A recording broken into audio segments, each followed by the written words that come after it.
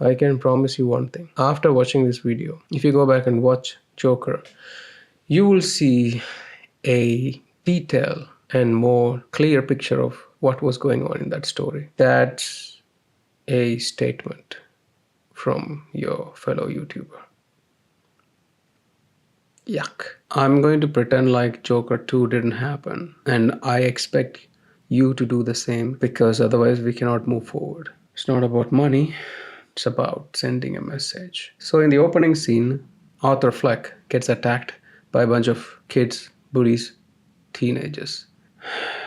Next scene, almost 10 minutes mark, where his colleague gives him a gun. He didn't want the gun, but he keeps it.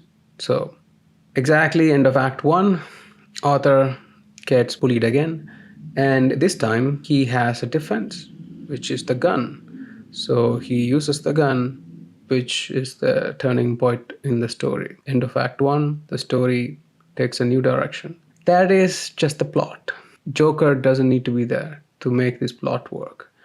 But Arthur, being a mentally disturbed person, and all those other characterization of Arthur Fleck, it worked pretty well. But that's not the point. What motivated Arthur to do certain things? What motivated me to understand? The word motivation reminds me of George Carlin's bit about motivation. So the irony, Arthur Fleck, his trauma caused Bruce Wayne's trauma. So without Joker, there is no Batman.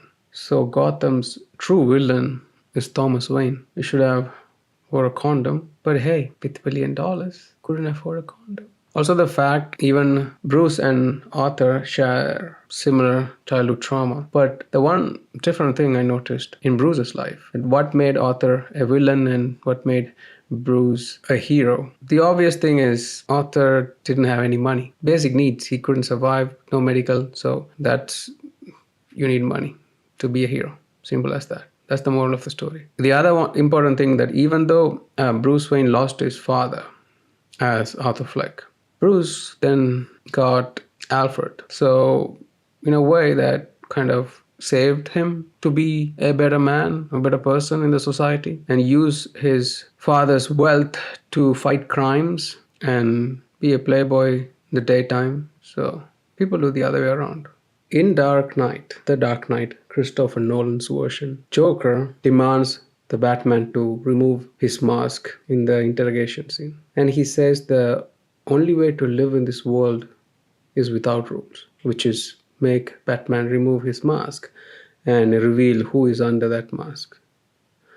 Isn't that what Joker is also doing? Wearing a mask, clown mask, is a bit ironic, isn't it? The guy who wears mask demands the other guy who also wears a mask to remove his mask. You know what that makes me think? As I grow older, when I look back, everything that I liked became either hypocritical or ironic. I don't know where to go with this information, but anyway.